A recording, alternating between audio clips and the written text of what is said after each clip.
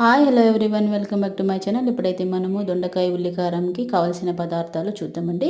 So నేనైతే 1 table spoon దాకా ధనియాలు, 1 టేబుల్ స్పూన్ దాకా జీరా, 1 టేబుల్ స్పూన్ దాకా కూరద్దాలు, 1 టేబుల్ స్పూన్ ఆఫ్ వేరుశెనగ గుళ్ళు తీసుకొని ఇలా బాగా ఫ్రై చేసుకొని నేనైతే మిక్సీ పట్టి పెట్టుకున్నానండి. సో ఇప్పుడైతే ఒక బాండీ పెట్టి బాండీలో ఆయిల్ వేసిన తర్వాత దొండకాయలు వేసి ఇలా ఫ్రై చేసుకోవాలి. కొద్దిగా పసుపు, కొద్దిగా సాల్ట్ అయితే వేసుకొని ఫ్రై చేసుకొని పక్కన ఉంచుకోండి.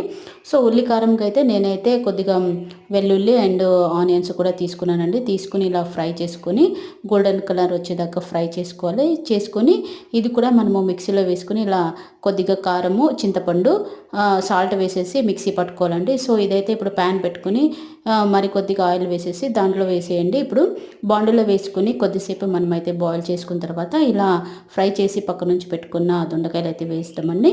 సో ఇలా అయితే రెడీ అయిపోయింది. సో మీకు ఈ వీడియో నచ్చినట్టయితే లైక్ చేసి, షేర్ చేసి, సబ్స్క్రైబ్ చేసేయండి. Thank you. See you in the next video.